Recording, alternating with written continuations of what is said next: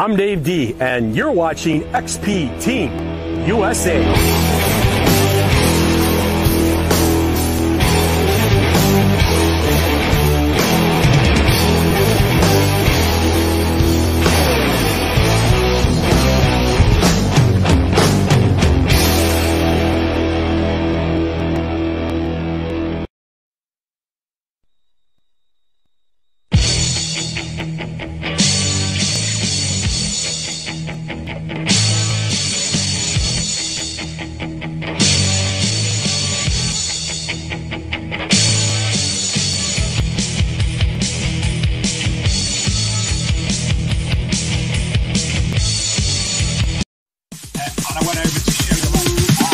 Sorry, it's DJ. I think this is what people or a toy shop. A little bit cool about the situation. I think you actually been involved with.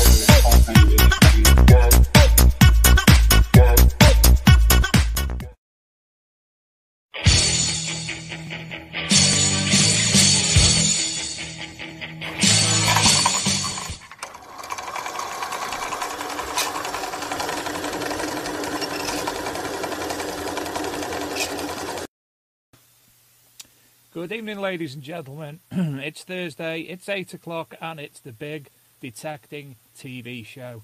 Hope you're all well this evening. We'll be joined shortly by this week's guest, Mr. Tony Cawood, and we'll be looking at all sorts from genealogy to Lidar to Tithe maps to everything in between. Good evening to everybody already in the chat rooms, both on YouTube at Reality of Metal Detecting UK Dirt Fishing, and also on our social media accounts.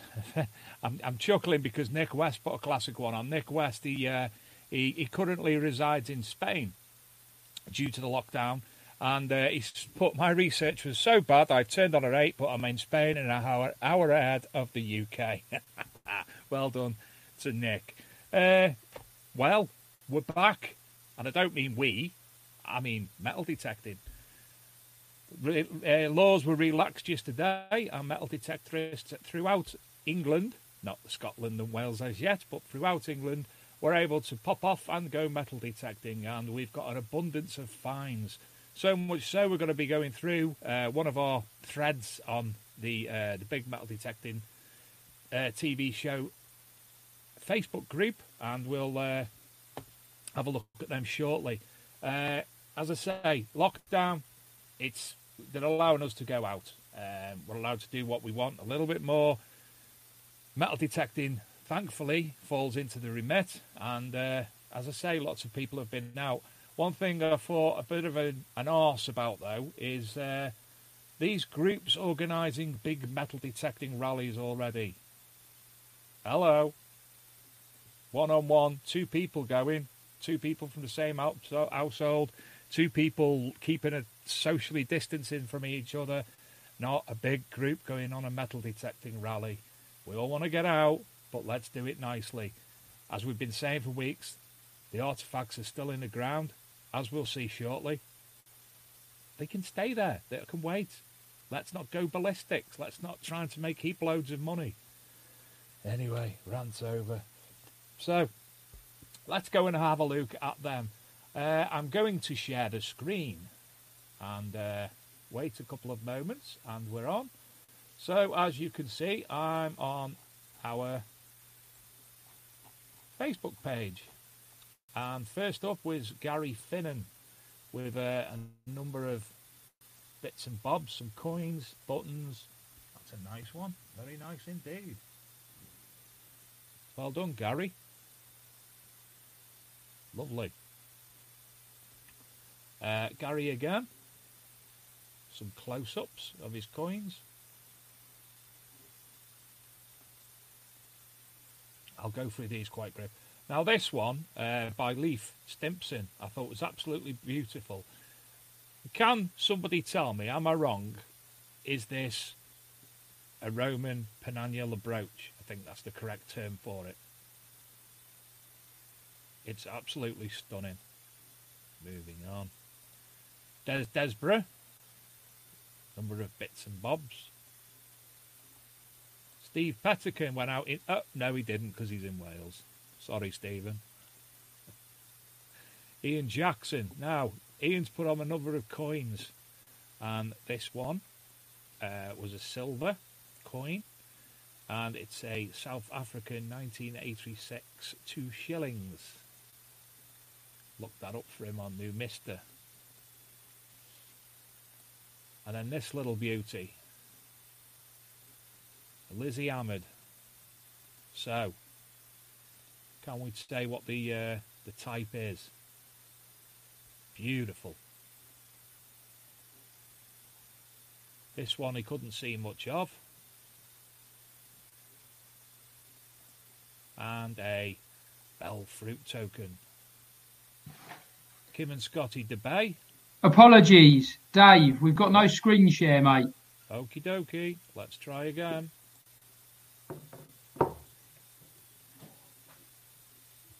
So we're just trying again with the screen share. And away we go. So we go back up. Let's go to Ian Jackson's Lizzie. Unfortunately, that with the screen share, it's out of my control. All I can see at this point is what I'm looking at, because I'm obviously on here.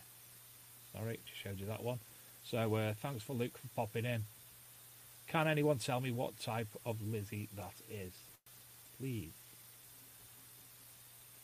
Kim and Scotty. Scotty, I think, pulled it out the pan with that zip.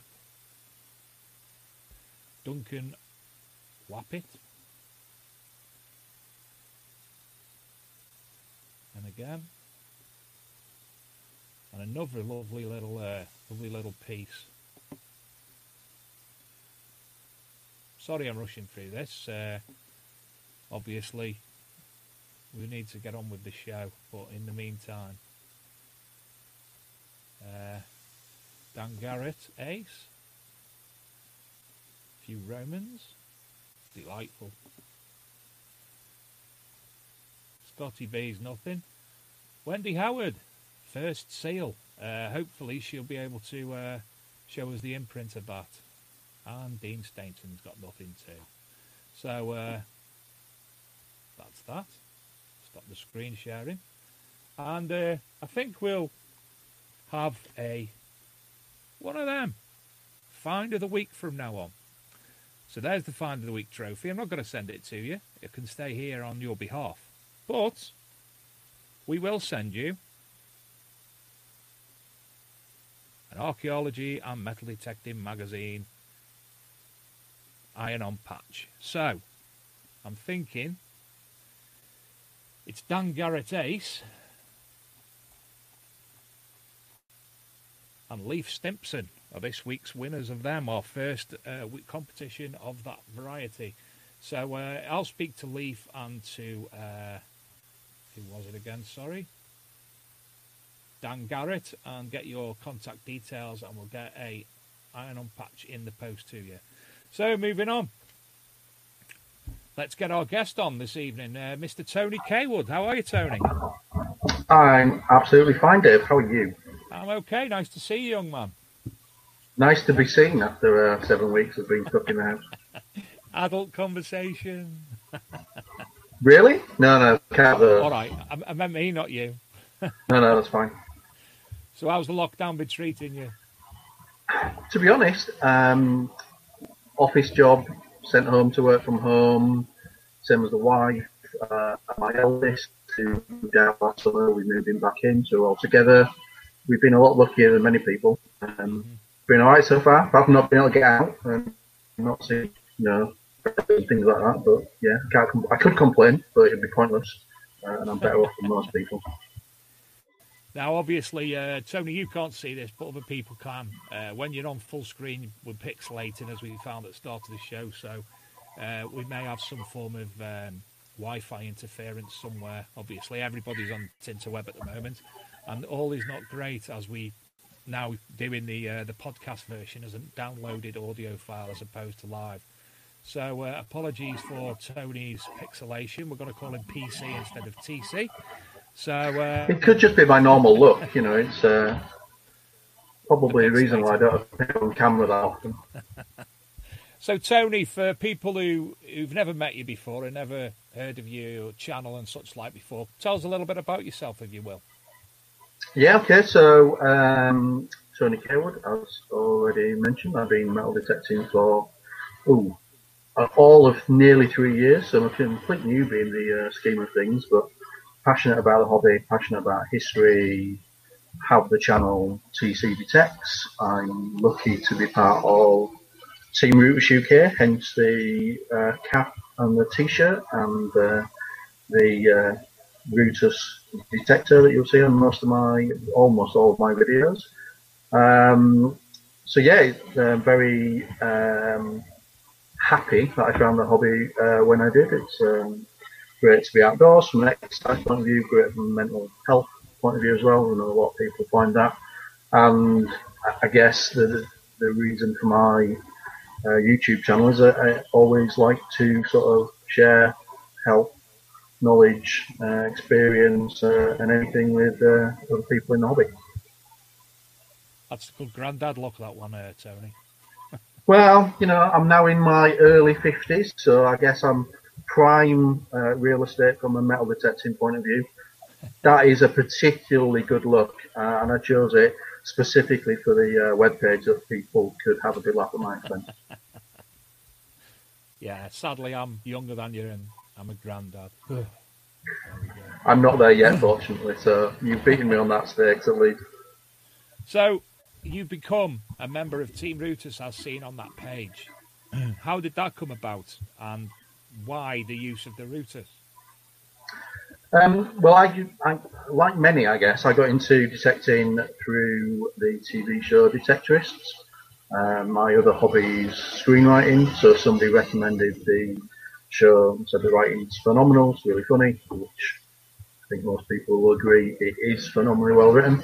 And when I was a kid, I used to go digging for bottles in Victorian rubbish dumps. I've always had that sort of historical bent, sort of skipped it for like 30 years. Saw the Detectorist show, thought, that sounds like a hobby I could maybe ever go with.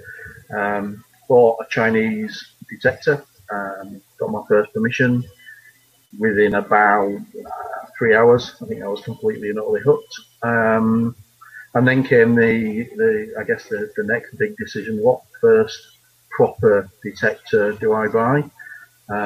What's my first non-Chinese eBay special? And after researching, watching a lot of videos, doing comparisons of features and benefits and all those sort of good things, the routers appealed because it looked like it was one of those ones where I could turn it on, get going with, but then had longevity because I could play with all the settings. I'm as a typical geek technology gadget boy, it was never going to be long before I started playing with all the settings, and the routers is so customizable, it was just an obvious choice, which I've been happy with ever since. I also got an Equinox 600, which I consider my spare backup machine, and the routers goes with me everywhere, really. And I think because of that, and the previous videos that I was putting out, primarily because the brand is was relatively niche, I thought it'd be useful to expose the brand to British detectorists, because there wasn't very many British Alt 71 channels out there. And that got me the invite to Team Routers, when Routers were looking to set up something that would establish them over here and help get the brand out there and get some brand advocacy going. Now, everybody knows I have a Routers, excuse me, which I'm not the greatest at understanding things. So people know that I generally say that I use Tony Cawood's settings and Adrian Gaylor's in reserve. So you are Tony Cawood. So thank you very much for your settings, which are all available from all the team members via the Team Routers UK app and website. Am I correct? That's correct. On the news and resources page, you will find the normal routers manual, but you'll also find a PDF with my settings and a few other selected routers users on there, so you can go and use our settings and see how you get on with them. Marvellous. So your YouTube channel is TC Detect? Correct. Yes, indeed. In the sort of mid 500s from a subscriber point of view. About 100 videos now. And I established it originally so that I could share my knowledge. So you'll see a lot of sharing settings on there, what's the screen and the signal and what is underneath it. There's also a lot of research videos on there as well, where again I'm trying to share knowledge and help other detectorists, be they experienced or newbies. I figure if I've learned something, it might be useful for someone else, so I might as well share it. Fantastic. And it's a good site because obviously while we've been in lockdown, you've been making some more informative videos in the sense of helping people understand different areas, which you're going to carry on tonight. Yeah, definitely. When I thought about what was going to go on in lockdown, and I quickly realised through a few of the other YouTubers that I was never going to compete with Aaron's Dirtbox or Dino's hijinks. I figured I'd probably err on the side of sensible and research pieces and try and educate rather than entertain. There was plenty of that going on lots of the other YouTube channels and live streams with the debates, etc. So I had a great time during lockdown with everyone else, but I figured I'd put my effort into trying to help those who were stuck at home with their research efforts, really, on their existing commissions or new commissions. Yeah, and I'm looking forward greatly. I mean, I've got an idea, I've got a bit, I've done a lot of historical research for a number of years, but some of the things that we're going to be looking at tonight, I have not touched in any way, shape or form because I've not had the time or the inclination, to be honest, because I'm busy with other things. So I'm looking forward to learning all about what you've got in mind tonight. Before we do, you've got one more little thing to mention, and that was your last hunt before lockdown when you had a nice little free coins pop up.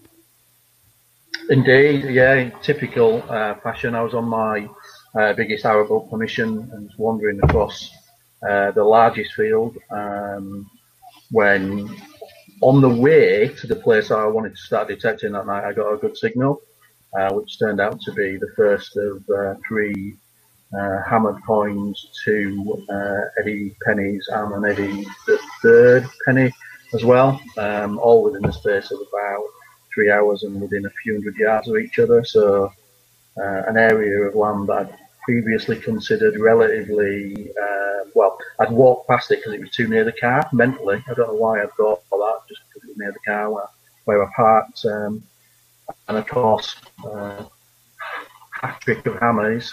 And literally the following, the day after, lockdown came on.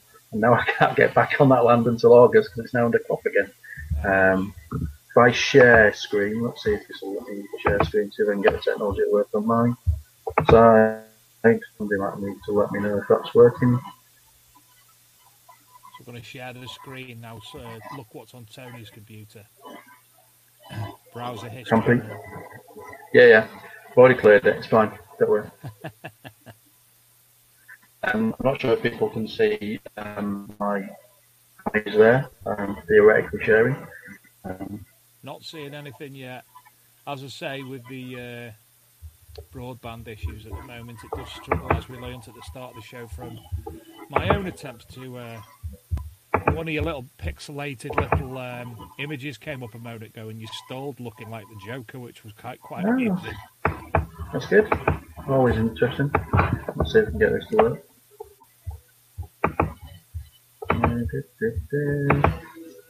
Well, I've been...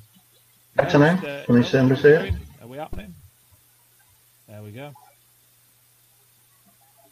Lovely.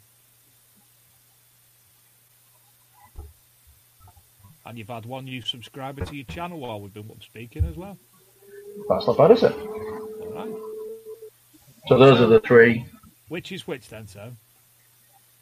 Oh, now you're asking. I can't remember which one's which. They were identified by people who are much better with hammies than I am, so I don't find that many. I think that one day sort of doubled my haul for hammies, and certainly haven't in one session was a little bit special. And of course, typically, then we went into lockdown. So let's move on, and we'll. Where do you want to start with our factual learning tonight? Which area do you want to look at first? I'm handing it all over to you. You're doing the sharing. You're the one with the knowledge.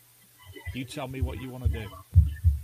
Okay, then. So maybe if we start sort of at the point where I got to with start of lockdown. So the first thing I did when I sort of got through lockdown and worked out that I was going to do some research videos was to look back at the one that I'd found particularly useful from a research point of view and great from a history point of view, which was the tide map information, which some people are aware of, some people aren't. I don't profess to be an expert in any way, shape or form with how tide maps came about and those sort of things, but certainly getting used to using them now and certainly finding my way around them. So I thought when I started the research videos, I thought, well, if I start with the tide maps because they're interesting and I've got a big arable permission that I've only partially looked at on the tide maps. The tide maps themselves, as some people will know, are held locally by local councils.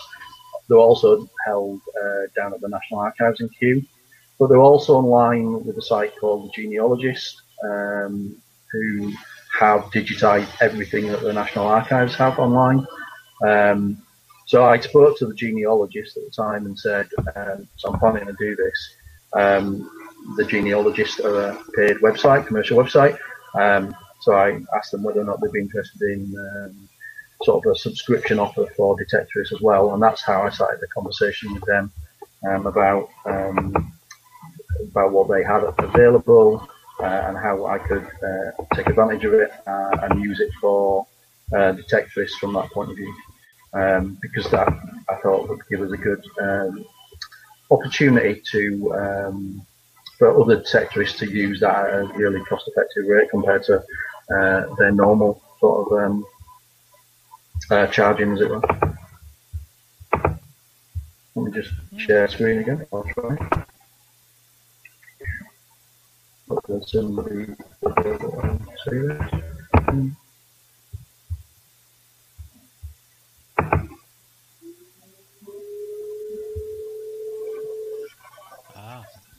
Can you see a large map? Yes, indeed. The township of. So this is still in Fleet is the one above it. The one in the middle, the map is a place called Kelfield. It's near York, where I have a permission. So that so part of those fields are my permission. So on there, what you've got is a map that was drawn up in the 1830s and 40s. And what it does is it maps every parcel of land in that area, in this particular case, the township of Kelfield, and it records on here. It gives every single parcel of land a little number. Each one of those numbers relates specifically to a parcel of that land, and then on the on what they call the tithe apportionment, which I'll show you here. So on the tithe apportionment, which are all on the detailed video, it's on my channel, please go look at it, it's great. What you'll find is a little number here. I'm hoping that you can see still. Yeah, so this number here where it says 490, that's the number of the field that corresponds here on that particular map. And then at the side you've got a description, usually a field name. In this case, it's a description of what's in those two little packets of land. The advantage of tide maps is they go back earlier than most useful scale maps, certainly slightly earlier than the earliest OS maps.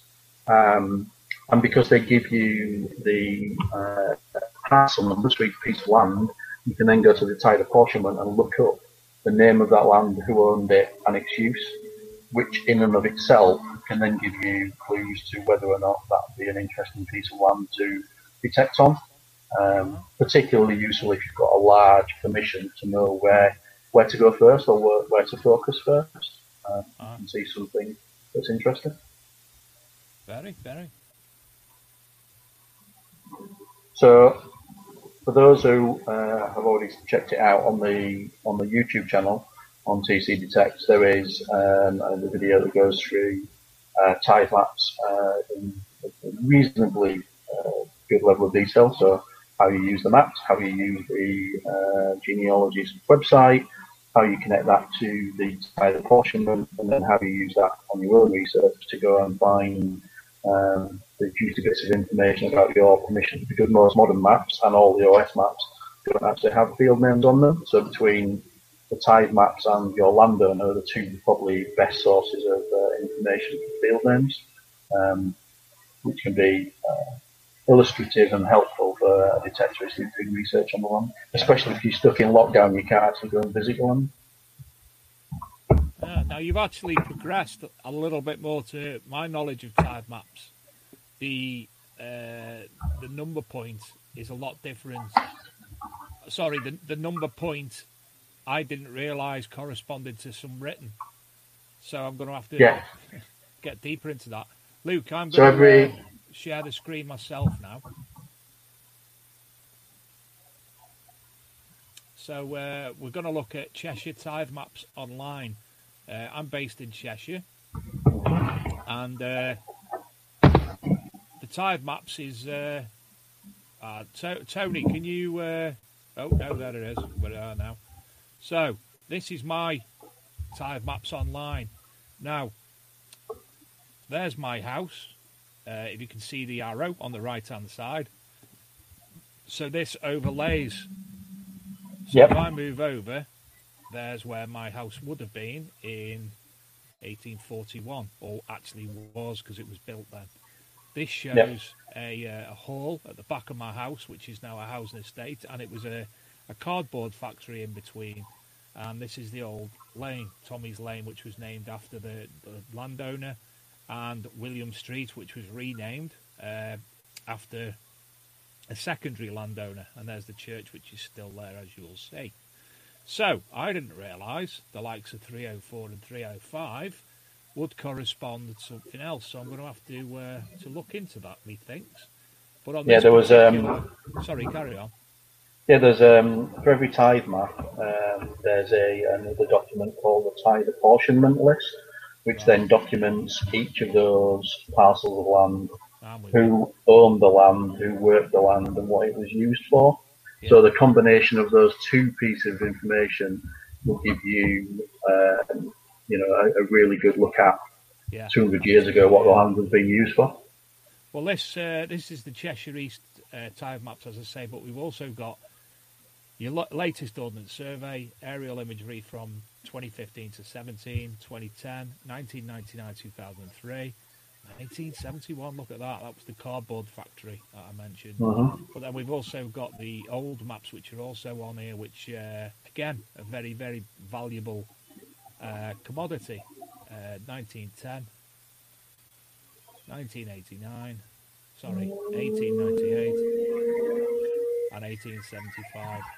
So, So you're lucky, Dave, because your area put a lot of work into a local view. Not all have, but they're very similar to the side-by-side maps on the National Library of Scotland site. They look fantastic, mate. So these maps, as I say, on this particular site, one of the permissions that I've got, it goes back tide maps.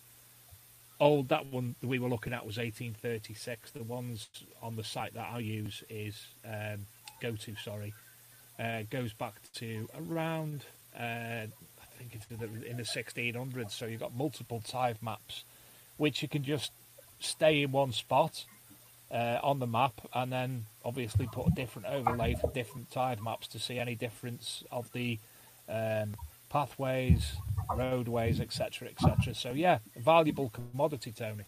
Absolutely brilliant. Yeah, absolutely. And those differences and tracing the differences is one of the best things with those sort of resources, Dave, is spotting the things that have either changed or disappeared in particular that aren't on the modern maps. Well, as I say, you've already given me one piece of information which I've wrote down, and that's utilising the figures correspond to more information which you've obviously showed us. So, ta very much for that. No worries. And the Cheshire Archives will have those Tithe apportionments. They might not put them online, but they will have them. Yeah. And when you're out of lockdown and all allowed to go back to those sort of places, you can usually go and make an appointment and go and actually look at the actual physical apportionments and held there. Wrote it all down. Look at me go. I'll be on that tomorrow. Anything else regarding tide maps, Tone? Well, I think one of the things, and I'll try and show you on here. Am I screen sharing again? Yes, you're on. Right, so hopefully you can see. Hopefully you can see two maps there. You've got the top one, which is a modern day satellite image of one of my fields, very long, thin field with not a lot to it. It gets flooded a lot. And then on the bottom, you can see a Lidar map of the field. I'm going to hover over a little shadowy area here that looks like a path or a trackway. You can't see on the modern map, or isn't clearly a feature on the modern map. I saw that on the Lidar map and then consulted back to the Tithe map to see what I could find, and that feature doesn't appear on any modern map or any OS map. So going back to about 1870, 1880, that feature is not present. But on the Tithe map, which we were looking at before, this is the same field, and these two parcels of land here, they don't exist as a field anymore. They're just being swallowed by the main field. Yeah. That pathway is here on the Lidar map.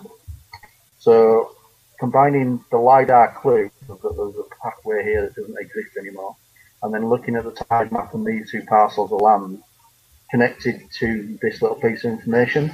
So 200 years ago, there was an old house, outbuildings, an orchard here.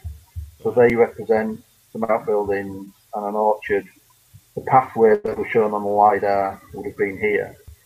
When I went then to detect on there, and this was when I first started detecting, first started using the research tools that were available, that field, which had been relatively unproductive, not a lot on it, it was quite quiet, there, I think I winkled out 17 coins on my first 3 hours of looking in that area.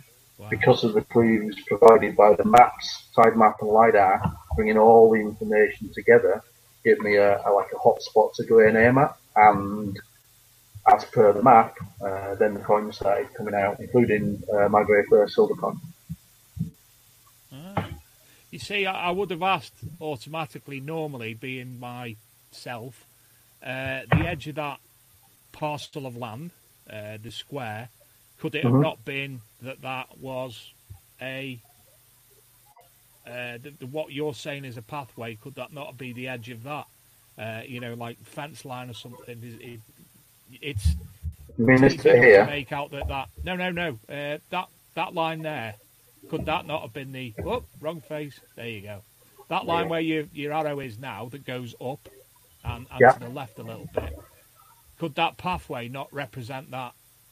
Sorry, you mean that one? You would say no to the left. Between 4:29 and 4:30, that line there that you're on now, would that not correspond with what you're saying, the pathway on the Lidar? Is that not the same sort? Because it sort of looked the same angle on the Lidar. So on the Lidar, you've got two things visible around. So mapping the Lidar back to those two squares. So those two squares are sort of here. Right. So you've got that to the right of them. Right. So that line there isn't the line at the edge of 429 to 430. Here, you mean? Yes. It's about here. Right. Trying to map. I mean, obviously the maps are at slightly different angles and slightly different scales, but it's about here rather than over here. So it corresponds to roughly where there could have been a pathway, and would explain why in the middle of an otherwise blank field, where there's no other indication of etc., there was something visible as a feature. And sometimes you'll see pathways, in particular pathways are a good one for LiDAR, where because they've been used for a long time, they can show up on LiDAR but have lost their footpath status, so they're no longer, you'll see on a modern map. I mean, and sometimes, obviously, if you find a footpath that is there now that was there then, you'll see it on the LiDAR as well, usually, just because of the way LiDAR works and the information and sort of features of the land it gives you. And in this particular case, sort of combining those clues led to a productive session on an area that I would have got to eventually, but on a 250-acre farm, it would have taken a while to get that to that particular piece of land. It's great for sort of identifying potential hotspots. Yeah. So at least LiDAR markings have given you an area to metal detect which has been successful, suggesting that LiDAR is an appropriate tool for this. Well, it's definitely a tool that you should add to your kit bag for where your permissions have LiDAR. If you touch on LiDAR for a minute, you can see on screen now this bottom right-hand corner where there's no LiDAR. Yeah. That's because the LiDAR scan, for whatever reason, didn't cover that piece of land. Yeah. So, depending on how lucky you are, you might find your permission is like this, and it has LiDAR on it. You might find that it hasn't. It's not a pot luck. For those, get to my LiDAR one. So, for some of the audience tonight, this will be a bit... Tony, can I just, if we come back to this momentarily, we're going to have a short break now. And we'll come back. Obviously, it's a good place to come back to and start. So we've got to take a few minutes to have some adverts and have a drink and what have you. So we'll speak momentarily.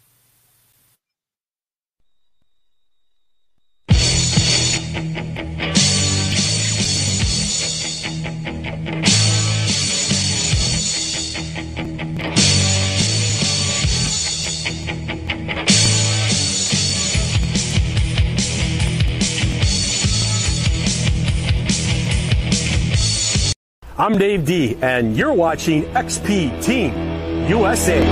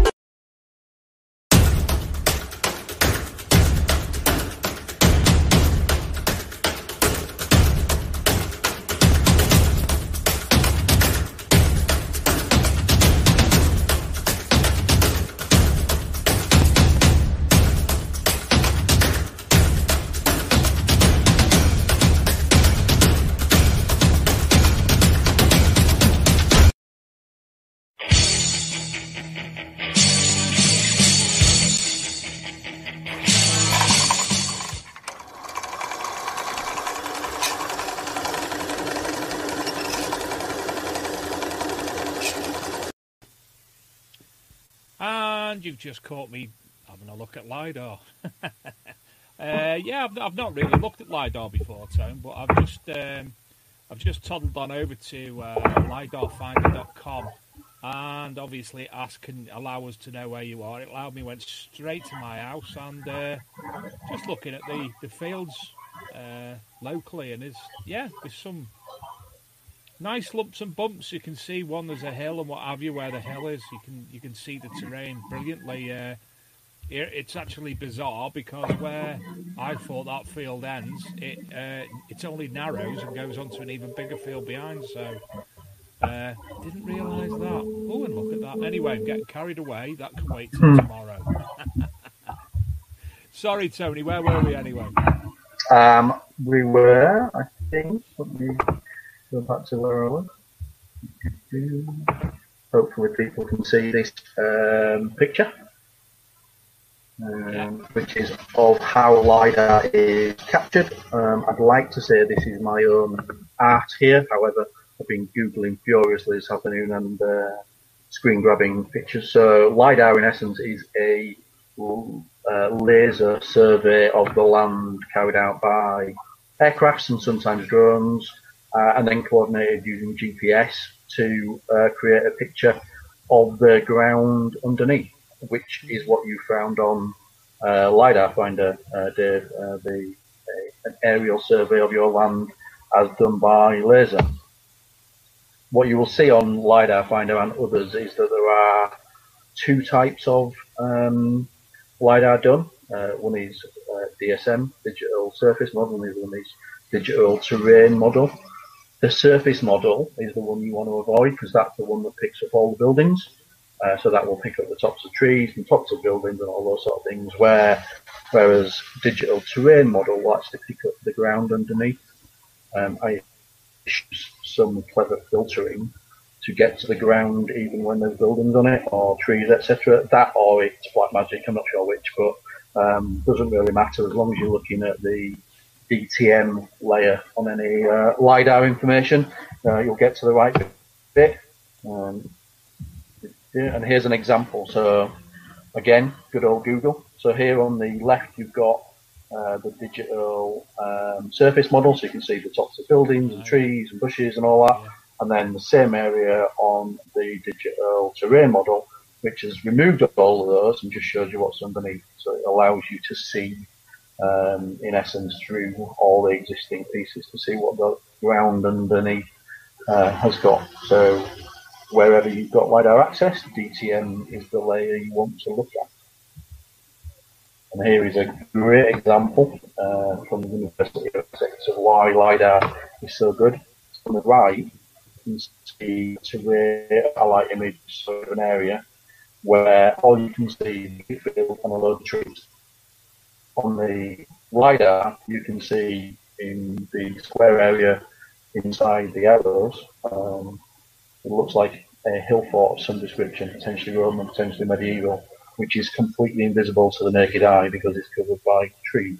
Yeah. However, LiDAR shows it up really well.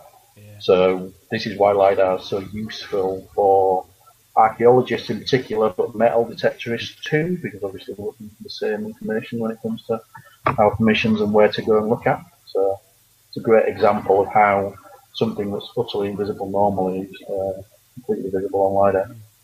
And obviously LiDAR has been in the news on multiple occasions of late. It discovered unknown temples in South America.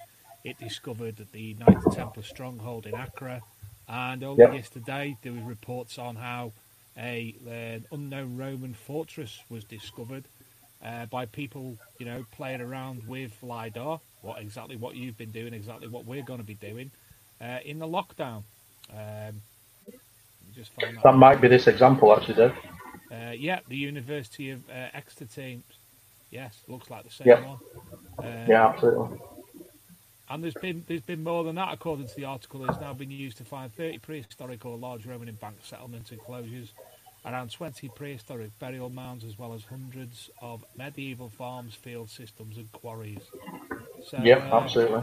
And this initially was used, I think, am I right in saying it was some form of NASA invention to do something?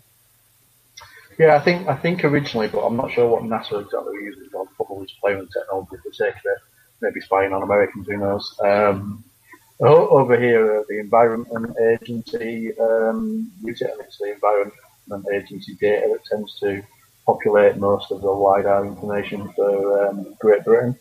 I believe they announced last year that they're going to do another survey, but I'm not sure where that is at the minute due to lockdown and those sort of things. But I think we're going to use better technology to get better coverage, better imagery, and try and get some of the places that are currently gaps done as well. Yeah. So hopefully as we go forward, we'll get even better LiDAR than we do already. But yeah, it's massively useful for detectorists and archaeologists. I'm just having a bit of peruse on the Tinterweb while we're chatting, and the history of it, actually quite profound, quite gobsmacking. It was the Hughes Aircraft Company introduced the first LiDAR system in 1961, shortly after the invention of the laser. Thereafter, obviously all the colliders and such like, but the first applications came in meteorology, where the National Centre for Atmospheric Research used it to measure clouds and pollution. So it's been going oddly some time. You wouldn't necessarily believe that, would you? No, and I think it's probably because the public availability of it rather than commercial usage of it is relatively modern. So the fact that it's available online for the UK, I don't think goes back that far, even though the data has probably been sitting in, commercial farms and with commercial organisations for a while. I think the fact that we've got access to it, 'cause I know not all countries have.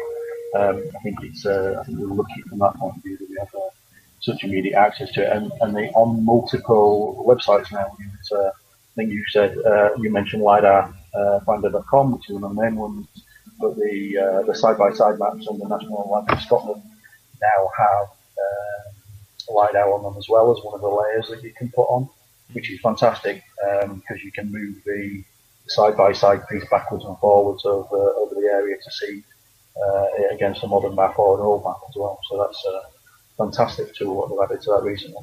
And also the subject of the TC detector video. Dominic Tomczyk, apologies because I'm bound to get that wrong. Mm-hmm. You know what I'm like. He asks, is there a LiDAR app on a phone? I've just had a little bit of a Google. But basically, Dominic, just pull it up on Google on your phone. I can't see an app per se, but... no, I don't think it was a specific app, but I think you can go to the same website and use it. Yeah, absolutely. Tyrone Leach, can LiDAR be used in caves? Need it for his Leversaw treasure project? Yes, I'm pretty sure it can. I'm pretty sure I've seen an episode of something where they were looking at Pictish caves in Scotland, and they'd done a LiDAR scan within the cave itself. And I'm also pretty sure they'd done something not dissimilar in one of the first shafts in the Curse of Oak Island as well, an underwater mapping system not dissimilar. So I think it can, Tyrone. I think it can. I think that sounds right, Dave. I'm sure that some of the Tithe mapping, so maybe not on LiDAR Finder, but some of the commercial stuff can be done using drones as well. So as long as you can get a drone into it, and into the cave, and I would assume there is some way of using the laser in a similar fashion. Now, the one I saw, there was a tripod and it had a piece of equipment on top, and the piece of equipment span. And when it span, it obviously shot out lasers all over the place, and the lasers were recording the data to the laptop, and obviously it was then processed into the final product. Sounds about right. I'm pretty sure it's not dissimilar also to what I can't remember what his name was, and I do apologise. One of our guests a few months ago who was a diver, and he was doing some. Well, Luke's pulled up on screen there. Use underwater LiDAR for cave mapping. So yeah, that was, if I remember correctly, that would spin around, it rotate, the angle would move, and that would fire multiple lasers onto the cave, the walls of the cave. And I'm pretty sure, again, that some of these caves, they were actually coming up with rock art that couldn't be seen to the naked eye until it was shown by the mapping system that it actually existed. And then obviously thereafter it was they were able to photograph it in a different manner, and you could see it a certain way. So the answer to that, Tyrone, is yes. Mark says that he was referring to an actual application without confusing. are we talking? What we're talking about now? Where are we?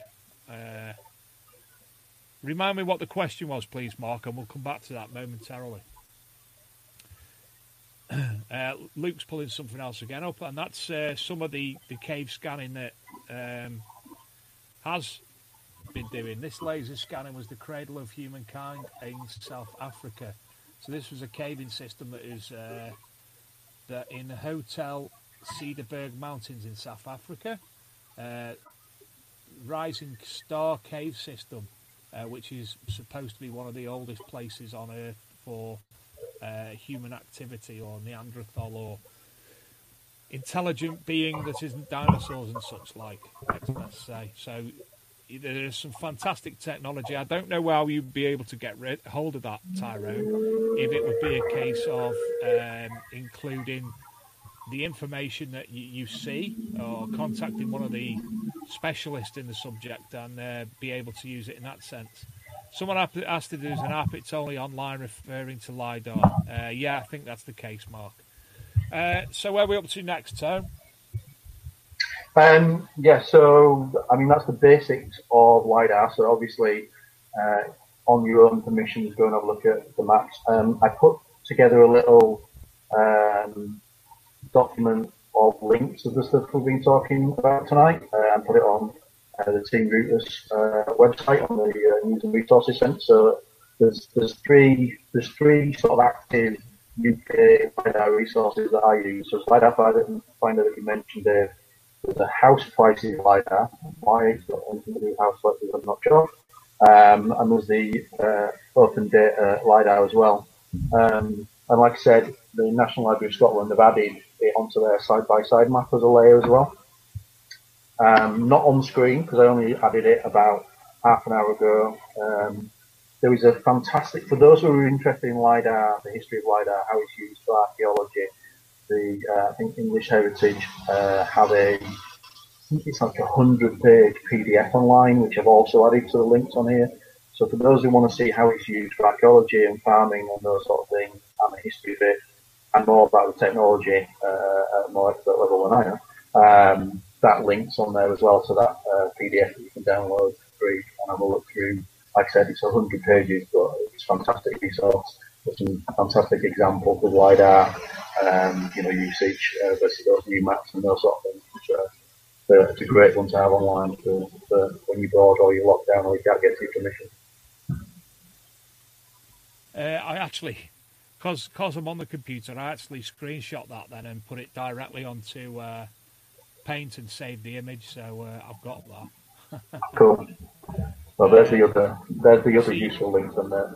You shouldn't have actually shown me this now, because on my greatest and grandest of permissions, my favourite permission of them all, I've just put the location in, and it gives me a whole new view of what I've been looking at previously. And I tell you what, Tony, there's lumps and bumps and odd peculiarities throughout that area that I would not have even realised, and it's actually, some of the depressions are quite uniformed, and it gives me something in particular to go and look at that normally I'd just go around the field generally haphazardly in parts depending on the mood I'm in, but it's given me several areas that I need to concentrate on. So yeah, LiDAR, I'm liking it. That's what the archaeologists use it for. I'm a member of a few archaeology Facebook groups, and the amount of times the archaeologists, the amateur archaeologists as well, post up LiDAR images of places near them. Does anybody know what this is, or do you think this is a Roman villa or a roundhouse or something like that? Just most places are covered by LiDAR. Gives everybody the opportunity to go and investigate and see if it shows them anything that, like you said, uniform shapes or anything that would suggest previous historical usage of the land that's no longer visible at all. Now, Tony, you mentioned the genealogist earlier, and I know I'm bumping forward a little bit, but some people might disappear after an hour or so. Just to get it in, can you tell us about the genealogist? And well, there's all the information. What have you concocted along with the genealogist? Yeah, well, like I said at the beginning, so when I decided that I was going to do some research videos during lockdown rather than build a dirt box or anything like that, I thought one of the most useful pieces of information I'd found outside of Lidar was the Tithe maps for all the reasons we've mentioned before. But of course, not all areas. Yours seems to have done, David Chester, but not all areas have put their Tithe maps online. So mine, for example, they're not available online. I'm during lockdown. I can't get to the archives to look at the information that's there. And even if you can, not everybody wants to go to the old archive, sit down, scanning over massive documents that you need to make an appointment for. So the genealogists have everything digitised that's available at the National Archives. So I thought, well, I'll speak to them about whether or not they do a special subscription offer just for the detecting community, which is, backwards and forwards a couple of times.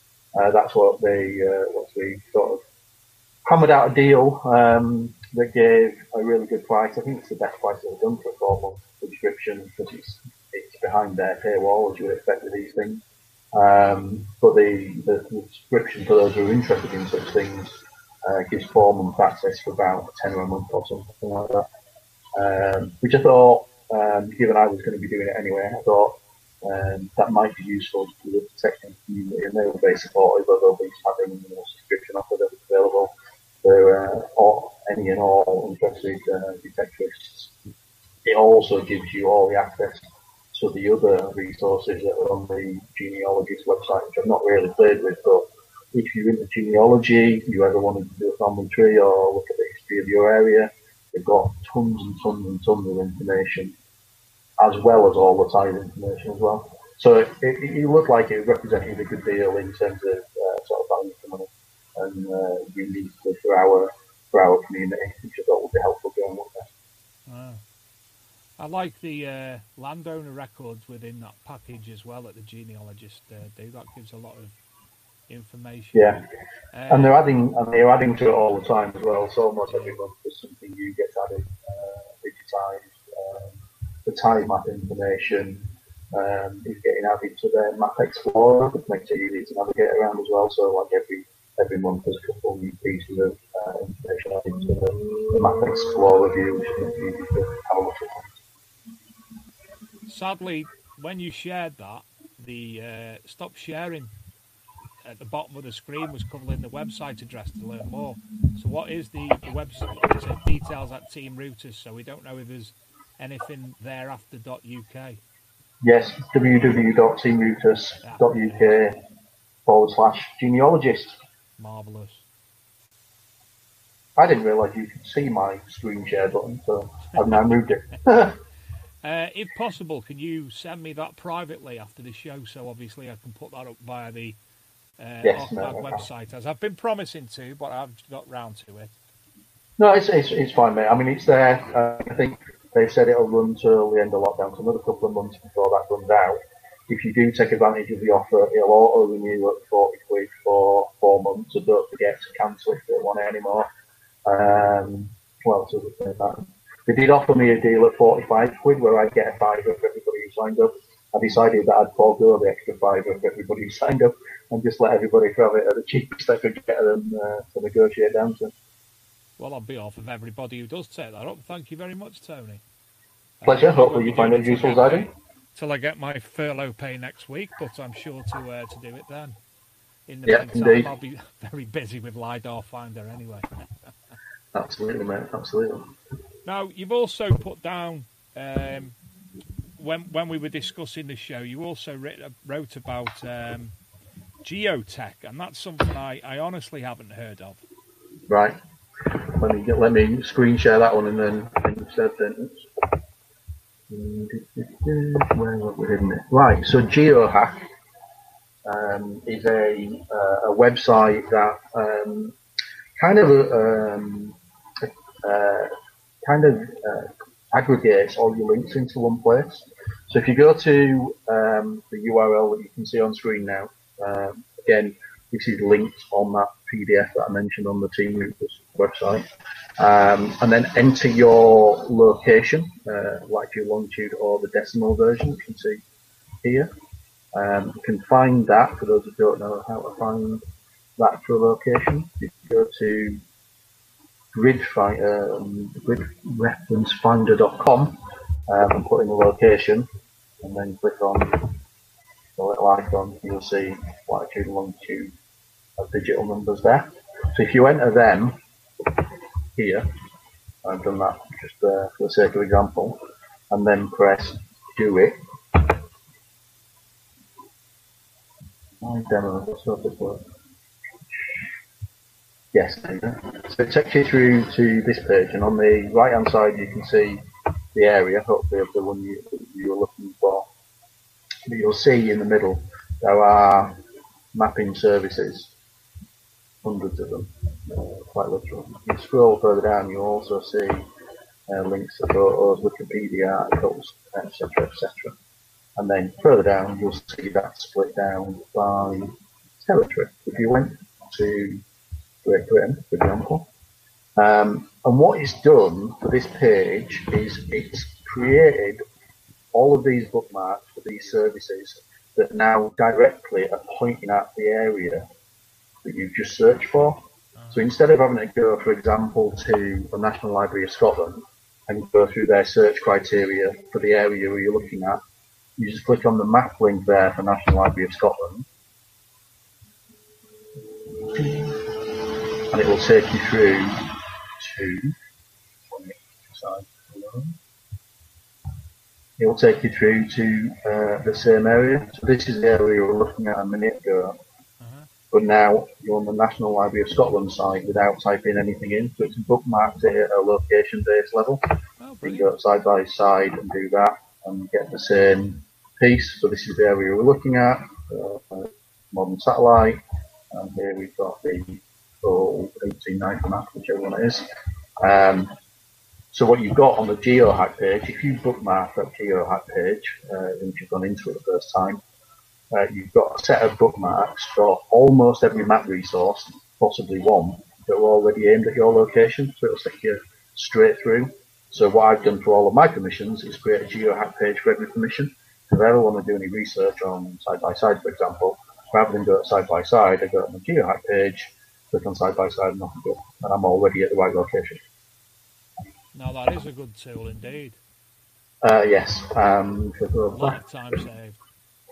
And that's the, I guess that's the main point there. It's a time saver, because if, like me, you like your research and you're not out in the field because either it's too dark or because we're in lockdown, then all of these resources being in one place just makes life a little bit more easier and a little bit more convenient. And like I said, you can see just how many links there are to the area, and every single one of these links, not all of them will be useful, but 80% of them will be.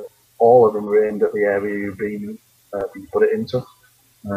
So whatever, there's a megalithic portal, for example, there, which if you click on it, it will take me through to the megalithic prehistoric site information for any site nearby that location. Yeah. Again, straight to it to say there's an old well in the area that is mapped and there's pictures of it, etc. So you can see quite quickly how Geohack can be really useful if you've got a big permission or lots of permission that you need to you want to do a lot of research around. We like the megalithic portal. It's very, very in depth in there. It is indeed. So the Geohack is just really a useful and convenient tool for Absolutely. Collecting all the data for your maps and other bits and pieces for your information. Not everything's on there, but there's a hell of a lot on there. You will get yourself lost checking out all the different resources for your areas. So, sorry about your weekend, mate. You're going to spend a lot of time researching. Sorry about the rest of my night. Yeah, sorry, mate. I'll dose up with coffee and tramadol shortly, I think, and stay up all night. Well, you're not sleeping anyway, so... like the rest Yeah, of there is that. So that's Geohack, and yeah, fantastic little hack, to say the least. So I've saved the Lidar finder, the Geohack, and the grid reference finder. So that's basically all I need to keep, isn't it, Toad? Yeah, more or less. I think that's the majority of the ones you'll need. I think a couple of the LiDAR finder ones aren't on Geohack, but the National Library of Scotland is, and their side-by-side maps now has a LiDAR there. So you've got LiDAR at your fingertips as well through the Geohack. So you've got kind of everything you want, and the historical maps and those sort of things. Tithe maps, unfortunately, are only available via the genealogist online, or if you're looking like you are in Cheshire, your local area may have come online. It's always worth checking that before you spend money on any subscription to make sure your local area are always put online. That's obviously going to be cheaper. So, have you found anything else of consequence, or maybe not of consequence, but something that needs to be looked at more in depth when you're at a site on any of your other sites via using LiDAR? So I found a few old footpaths that aren't on contemporary maps or anything going back on the sort of OS side. So similar to the other one, footpaths that are showing up on permissions where there's no public footpath anymore, no public right away. Of course, 100 years down the line, there's no real visibility of the footpath anymore. So a couple of those have been productive in terms of coins, lots of sort of George III and those sort of things date back to around the right time for the footpaths. It's been great from that point of view. I've not yet found a Roman villa or anything like that on LiDAR, but I keep hoping that every time I get a new permission, my first thing is LiDAR going to show me something, particularly sexy this time? We're going to get a villa or around there, but we're still waiting. Maybe it's because I'm up north and we haven't much of that up here, but we remain hopeful that eventually LiDAR is going to show me something. Definitely very old, and I'll be there like a shot. Whereabouts do you actually live, Tony, in Yorkshire?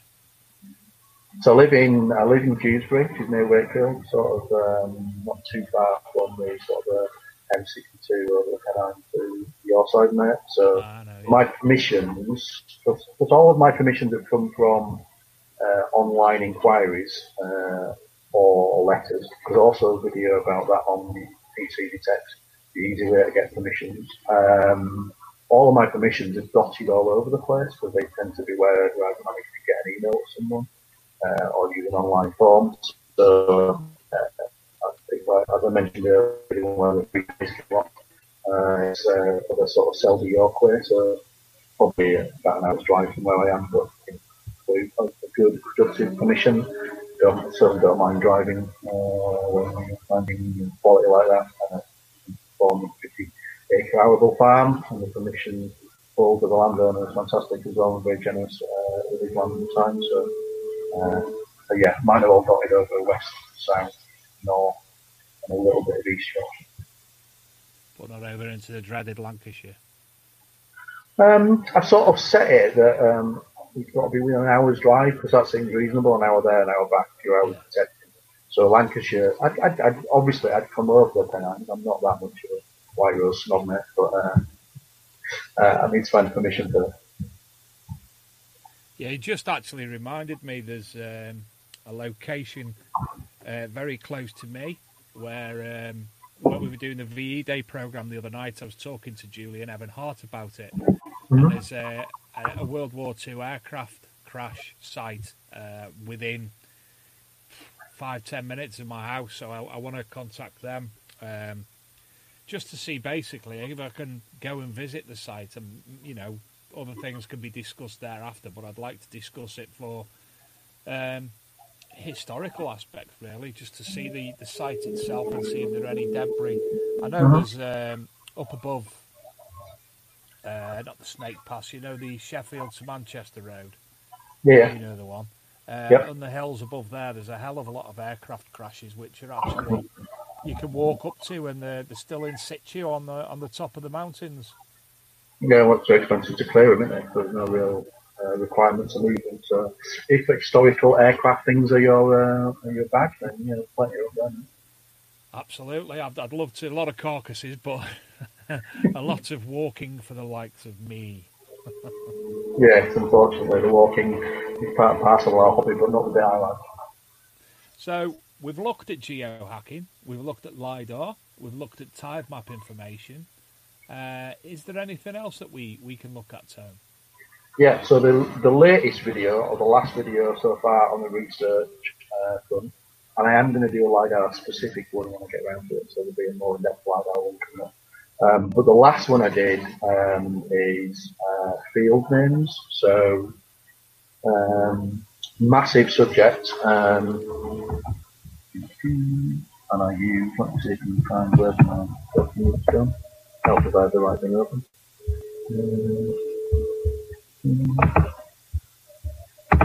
Yes, so hopefully you can see it now. Yeah. So the book on the right, A New Dictionary of English Field Names, which is the most, up-to-date resource for field names. I thought, I'll buy that. Was the author taking the Michael? The one on the left, I know it's ridiculous, isn't it? He's dead now, apparently, but he wrote the first sort of 2 comprehensive looks at the sort of English field names. There are others, and you can find them online and things, but yeah, the most apt name for a book I've ever seen. But yeah, so massive subject, as you can probably imagine. And if you go back to what we were talking about on tide maps, where the tide apportionments will list field names, those field names are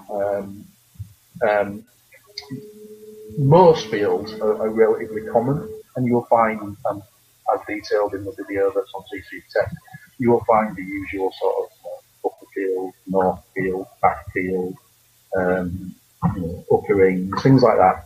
But every now and again, you'll find something that's a little bit more interesting within the field names that you have access to, either through tide information or speaking to your landowners. Landowners are a great source of information for what field we're actually called.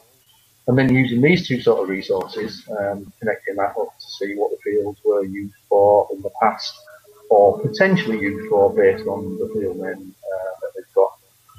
And again, a bit like LiDAR, a bit like side apportionment, it may give you an additional clue for which field the focus to go attention on, to go to first,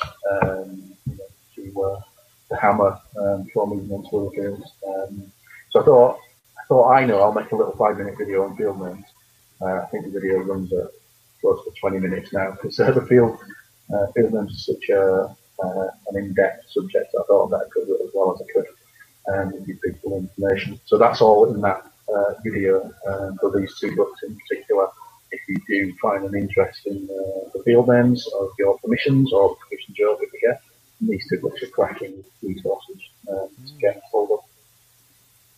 So Luke's currently showing your latest videos, Okay. field name research, your tide map research, and he's currently playing the other one, so didn't get to see in time. But yeah, they're all on there, so it's TC Detect for anybody who wants to go and subscribe and obviously look at them videos. But a fantastic amount of work you've done, Tony. You've really, for people who don't watch this tonight, it's definitely one that they should watch. If not, the content's not all about metal detecting finds and talking metal detecting, then certainly the research, the information that you've given us is, I certainly know I'm going to be a busy boy over the next couple of days. Well, that's good to hear, and that was kind of the idea behind the video, to sort of share that knowledge and hopefully give people, a different view of their permission, more to look at, maybe help them find the hotspots on their areas and those sort of things. I'm going to be very busy. And if anybody has any particularly unusual or field names they want me to look at, contact me via the Team Leaders UK website. I'll happily see whether or not it's in the books and whether or not there's anything interesting to be had by it. What I know, there's one, Tony, that I'm very interested in. Bell End. Bell End, yeah, okay. You would be interested in that one, wouldn't you? Bell often means that the shape of the field is like a bell, well, relatively obviously. End usually means it's the end of a piece of common land, maybe an awkward piece of field that's difficult to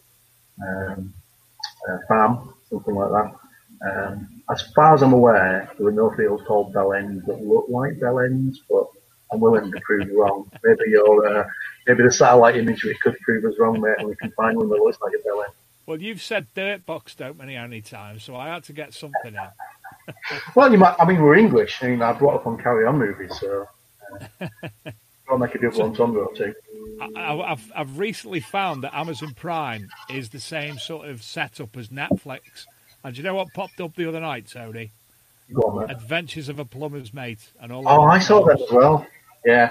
I've got the Confessions movie on the DVD box set, and I was because the Adventures of a Plumber's Mate and those are the sort of, they like the Confessions wannabes at the time. So yeah, I'm definitely putting them on my watch list, mate. Definitely enough time to watch them. Well, have you got anything else to add, Tony? From no, I mean I think from a Team Rooters point of view, we were hoping to be out at the rallies this year, Spring Detectable, etc. And obviously. We know where they are right now, so we're hoping that, assuming it goes ahead, we're hoping a bit of Scotty's event to come. We were talking about having a prototype of their new machine out this year and at Detectable.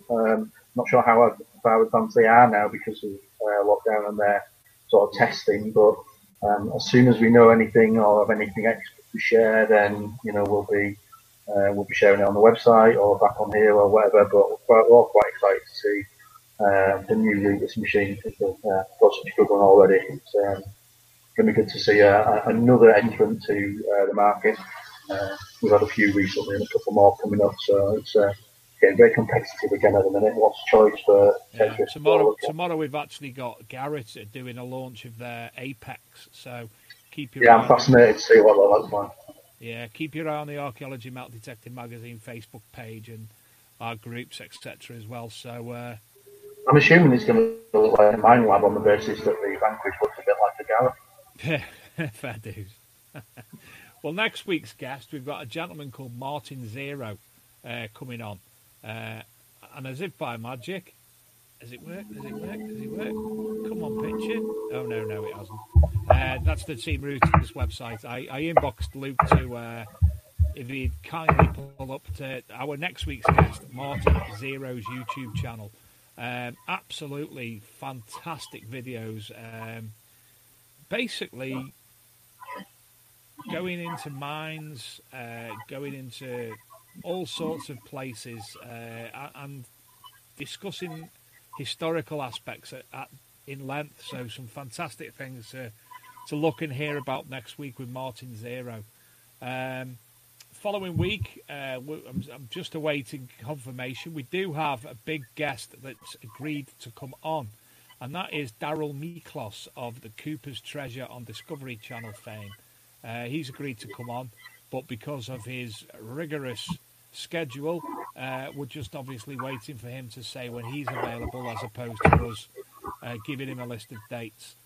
We have some other big names from the world of TV also coming up in the coming months, but because of their TV schedule, we obviously have to work around them also. So, Tony, I think that's it. Ready to wrap things up. Pleasure as ever, and it's been a very, very, very interesting show for me tonight. Thanks for having me on, mate. I've enjoyed it immensely, and I hope people get something useful out of the night show and the videos that are on the channel. If anybody has any questions, they can contact me afterwards.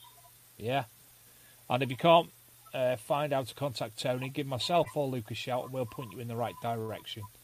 So thank you very much, Tony. Brilliant research tools that you've come up with. Well, not come up with, you've put together and showed us all. So thank you very much for that. And all the genealogist information I'll get up on the website and all the social media pages in the coming days as well. I'm Dave Sadler, and that was Mr. Cawood. Tony, it's been an absolute pleasure. Thank you very much. Luke in the background, all the normal people who help and assist and share and do bits and bobs for us. Thank you very much. And we'll see you at 8 o'clock next Thursday. Good night. And I went over to show the Sorry, it's DJ. I think this is what people or toy shop.